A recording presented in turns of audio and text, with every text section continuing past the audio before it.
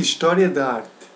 A história da arte é uma disciplina que estuda a evolução das expressões artísticas, a constituição e a variação das formas, dos estilos, dos conceitos.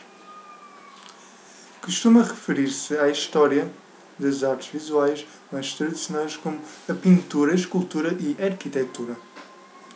Se bem que as ideias sobre a definição da arte tenham sofrido mudanças ao longo do tempo, o campo da história da arte tenta categorizar as mudanças na arte ao longo do tempo e compreender melhor a forma como a arte modela e é modelada pelas perspectivas e impulsos criativos dos seus praticantes.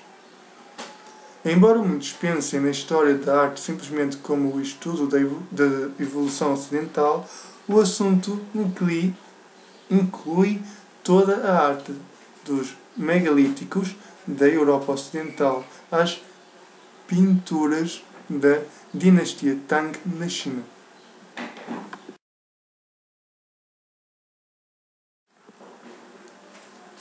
Estudo académico. Johann Joachim Winckelmann, no início do século XVIII, estabeleceu os fundamentos para o estudo da história da arte.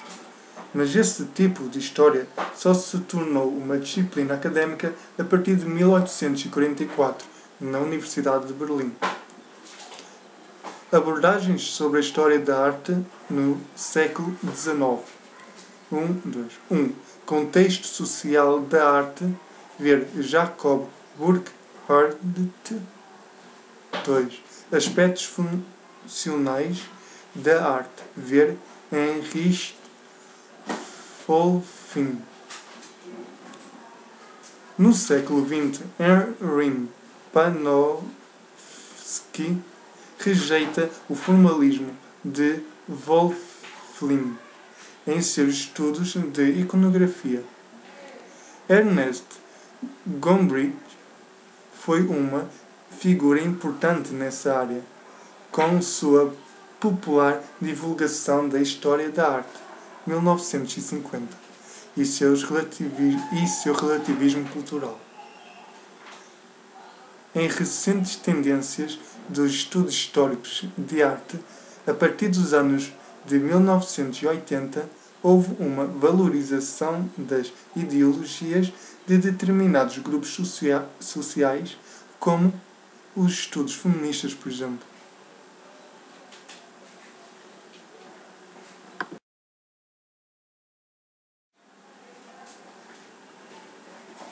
Introdução aos grandes momentos da história da arte. Arte rupestre.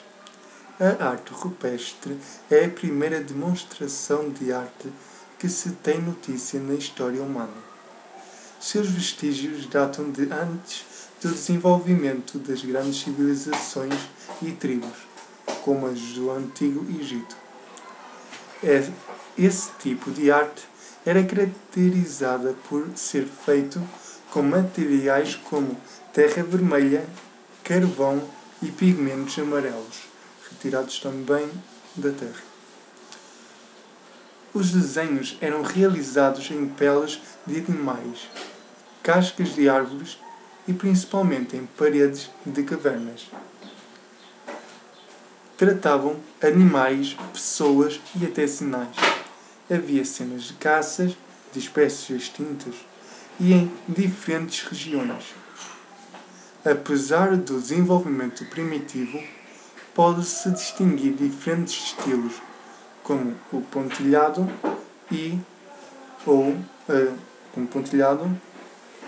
ou até de contorno contínuo. O pontilhado caracteriza-se pelo contorno das figuras formado por pontos espaçados. E o contorno contínuo caracteriza-se com uma linha contínua marcando o contorno das figuras. Apesar de serem vistas como mal feitas e não civilizadas, as figuras podem ser consideradas um exemplo de sofisticação e inovação para os recursos na época. Não existem muitos exemplos de arte rupestre preservada, mas com certeza o mais famoso deles é o das cavernas de Lascaux, na França. Características da arte na pré-história e suas diferenças com a arte na atualidade. As características da arte da pré-história podem ser inferidas a partir dos povos que viviam atualmente ou vivem até recentemente na pré-história. Por exemplo, os aborígenes, os índios. Na pré-história, a arte não era algo que pudesse ser separada das outras esferas da vida. Ela não se separava dos mitos, da economia, da política.